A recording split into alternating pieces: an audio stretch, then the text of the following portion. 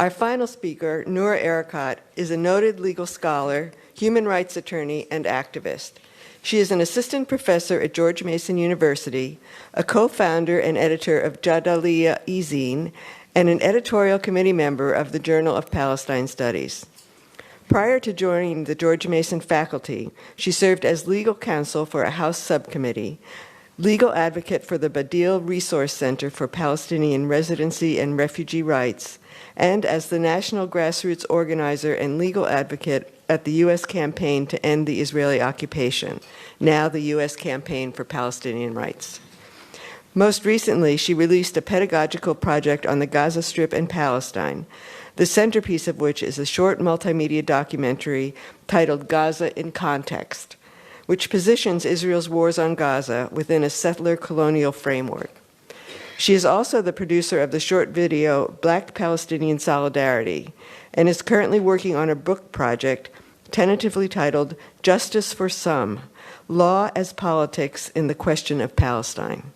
It's a great pleasure to introduce Noura Erakat.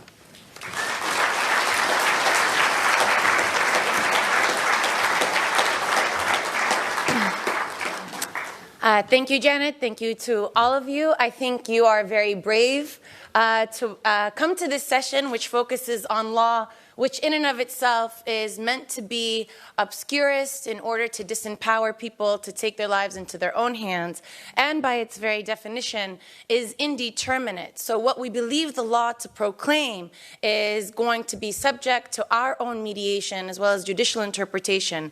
So anything on its face that the law tells us can be subject to some sort of legal controversy depending on who the lawyer is representing. So I really appreciated Dr. Tilley's presentation, but if my client were Israel, I could use the very same legal framework to come to a very different conclusion, which is why our reliance on law has to come with a great deal of skepticism and with a strategic vision. With that in mind, I want to build on what was said earlier to discuss occupation law and the way that occupation law has not failed to stem the proliferation of settlements and settlers within the West Bank and in Gaza until 2005, but instead, without occupation law, Israel could not have and could not continue to expand and entrench its settler colonial presence within the West Bank, in the Gaza Strip, and frankly, throughout Mandate Palestine. So quick note on framework. Dr. Tilley walked us through apartheid and said that this would recast how we envision this to now think of it as settler colonialism. I want to urge us to think of this as settler colonialism first, project that's distinct from colonization in that the settler who travels into the colony is traveling with their sovereignty with an intent to stay. That intent to stay in the colony and to assert their sovereignty also places an imperative to remove the native. And so that there are two processes at play. There is the removal of the native with the intent to replace them with the settler and to establish a continuous, uninterrupted, temporal, and spatial presence. And this is from Patrick Wolf's Logic of Elimination, so that the Nakba and the removal of the settler, of the Palestinians, isn't an event, but becomes an ongoing Nakba, as Palestinians have referred to it, but also fits in this theoretical framework. If then we begin with settler colonization as the framework, apartheid and occupation become two legal regulatory regimes that enable and fulfill those settler colonial ambitions of removal and replacement. So Dr. Tilley discussed one approach, apartheid, I'll discuss occupation. I'm not sure how this works, but here's the map that you may be familiar with. Obviously, Israel never defined its borders. These are the 1949 armistice lines established in March that have never been declared in order to facilitate expansion. When Israel conquered the territories in 1967, 90% of Israelis polled wanted to maintain them, mostly for religious reasons, with having an affectionate relationship to the West Bank as Judea and Samaria. But that religious relationship had no political legitimacy, and therefore Israel had no basis to remain and was compelled to actually withdraw. But Israel wanted the territories, wanted to get around the law, and again, as what was mentioned, how do you get through that elevator? Wanted to get around the law. It couldn't annex the territories, even if it wanted to, because of the prohibition on annexation, which comes into disrepute in the late 18th century. Up until then, territorial conquest was prohibited. But it also, let's say that it didn't care about the laws we've seen in its annexation of Jerusalem and otherwise. It didn't want to annex the territory because it would have to absorb the Palestinian population, thereby disrupting a Jewish demographic majority that had been established in the aftermath of the Nakba and the removal of 800,000 Palestinian natives. So how then? And if it recognized the territory as occupied, it would have to revert the territory to its sovereign and maintain the territorial, demographic, and political status quo. So here's the problem. It wants the land, but it doesn't want the people on the land. If it annexes the land, it absorbs the population. If it doesn't annex the land and acknowledges occupation, it has to give the land back. So instead, Israel creates a new category in law known and declares that this occupation is sui generis, or distinct and unlike any other category, and argues that because Jordan's annexation of the West Bank in 1950 is not recognized by anyone besides Britain and Pakistan, and Egypt is only in authority of the Gaza Strip, and Palestinians don't exist as a people, that the territories belong to no sovereign. As such, occupation law, as enshrined by the Hague Regulations, the Fourth Geneva Convention, as well as customary law, cannot be triggered. There is a sovereign void. This is not occupation by law, but shall be an occupation by fact. What does that allow Israel to do? It allows it the legal right to have presence in the territories without the legal obligation to maintain the status quo ante until the reversion of sovereignty. What does that allow for Israel? It allows it to incrementally take the land under two legal fictions: the legal fiction of military necessity and the legal fiction of temporality. As far as military necessity is concerned, the idea is that it is taking the land in order to create military encampments, and that all of the civilian presence is temporary. Obviously, that's a contradiction on its face, because you don't place civilians in a military encampment, otherwise you're using your own civilians as human shields, or it is in fact permanent. That is the first legal fiction. The second legal fiction of temporality is what Meyer Shamgar, the military advocate general, and then Chief Justice for the Israeli High Court for 2 decades, describes as temporality. It's a temporary presence of the civilians, but it is not, which is indefinite, which is the opposite of permanent. Meaning that it is not permanent, but we do not have to declare an end to it, and that is the opposite of permanency, and therefore can be temporary. That is a legal fiction. But these legal fictions survive because the law in and of itself, and especially international law, lacking a hierarchical adjudication system, lacking a reliable enforcement model, becomes subject to the political will of the international community, and therefore can vary by application, implementation, and interpretation as it does here. The United States is central to this interpretation. And it's central to this interpretation despite the fact that it has its sub-administrations from the Johnson administration to the present, well, not this administration, have recognized that occupation law applies as a matter of law, not fact, and Israel is actually an occupying power, but has failed to implement its own interpretation of law for 2 reasons. One is In the aftermath of the 1967 war, the Johnson administration determined the value of Israel as a Cold War asset in the Middle East as it vied with the Soviet Union to fill the power vacuum left by the European colonial powers.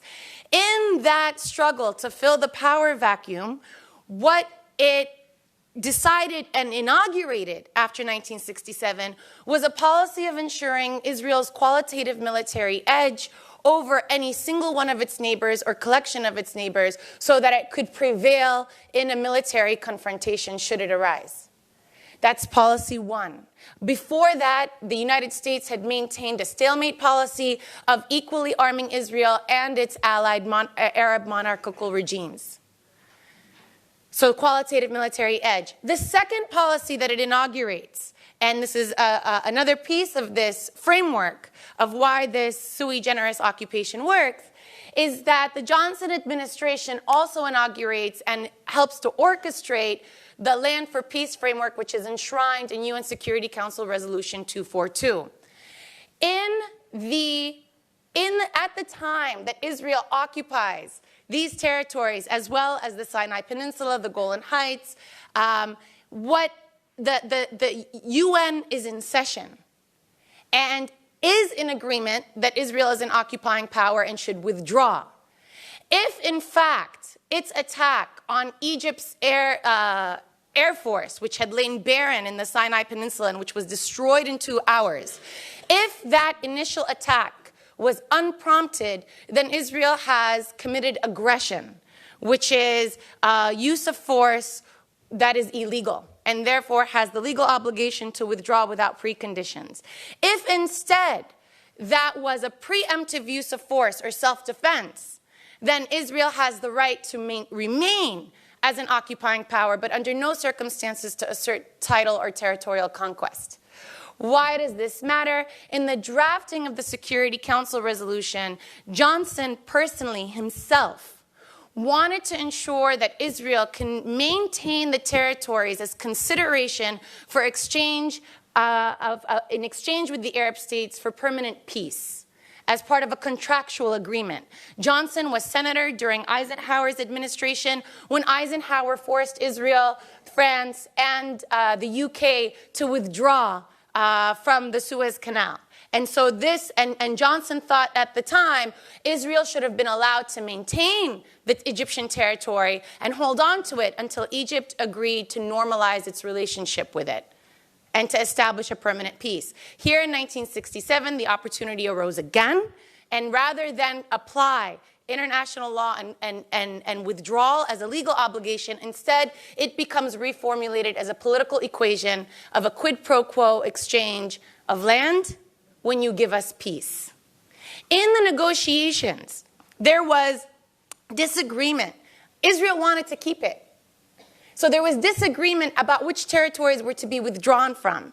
And the debate then raged about the terms of withdrawal, of immediacy, what would come first, withdrawal or peace.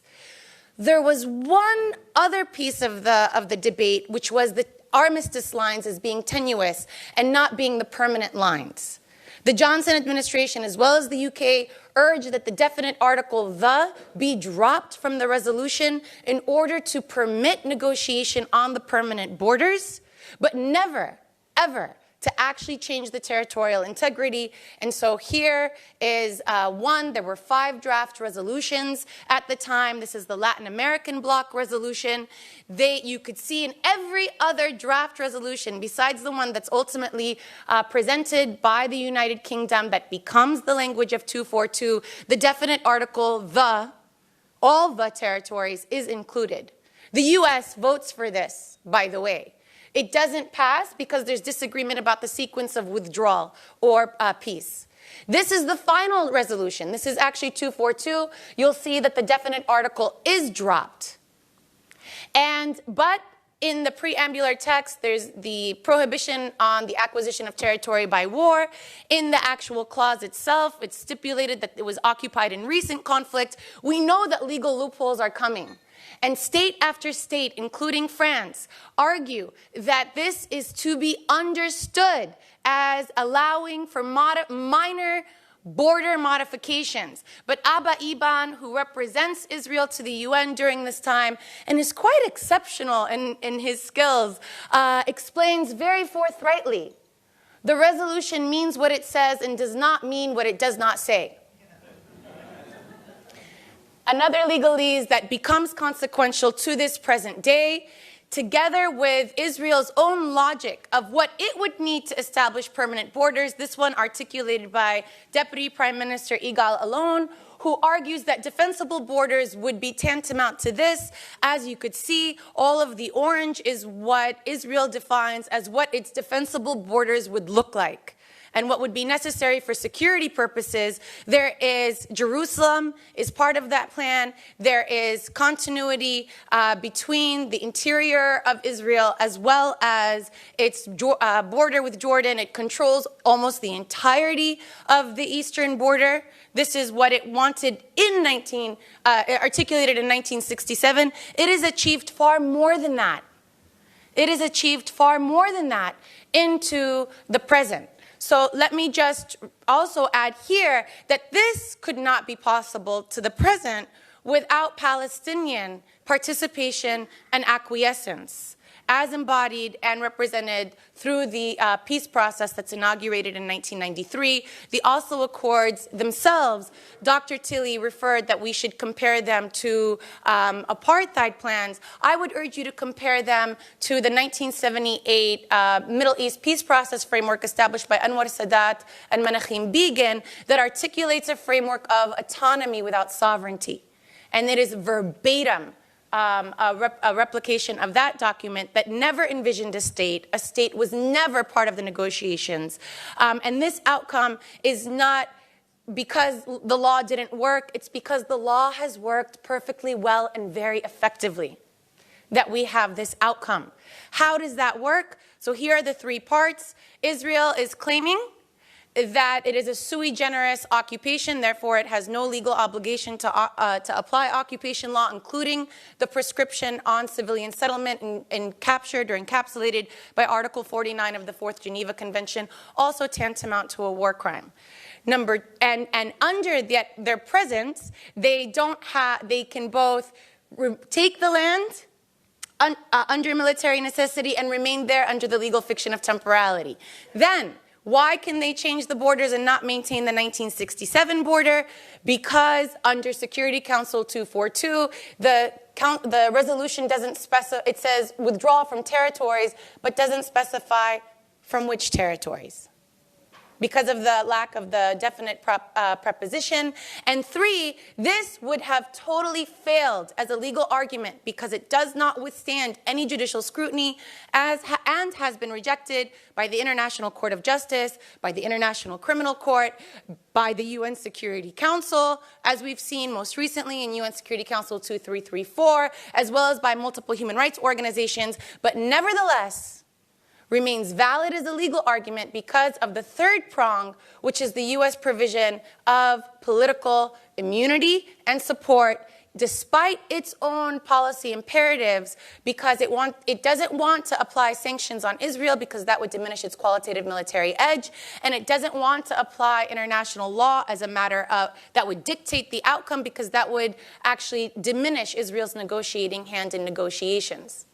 And so those three parts together, reinforcing, create this outcome today, where Israel has taken the land, but not taken the people, and has enabled it to remove the Palestinians, to concentrate them, and to dispossess them onto these plots of land. This scenario that we see in the West Bank very vividly also exists in the Gaza Strip, but even there it's a very large concentration, and it too has been reduced in size the last time in 2014 by expanding the buffer zone by 40%. And if I had the map, which I do not, of Israel proper, we can see the concentration of Palestinians similarly. I think it was the first zone that Dr. Tilley pointed out to you, both in the Galilee region, which is the highest concentration of Palestinian citizens of Israel or natives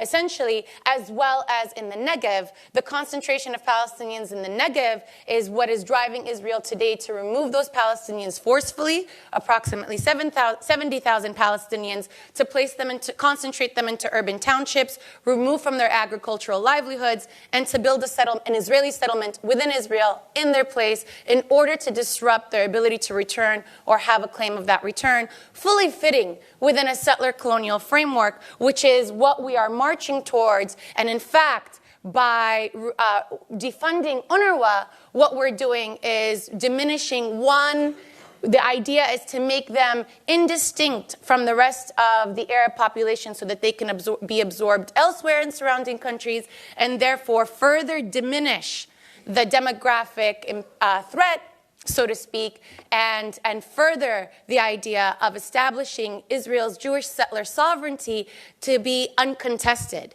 That settler sovereignty to this day remains contested because of the demographic balance, and within Israel it remains an active frontier. There are other settler colonies in the world. Israel is not unique for this. The United States is a settler colony. What we see going on in the Dakota Access Pipeline is actually the removal of natives and taking away of their lands and obscuring the fact that they exist as a people and perpetuating a myth that the natives have disappeared in very similar ways that we perpetuate the myth of disappearance of Palestinians and their indistinct nationality with surrounding Arab countries. Thank you.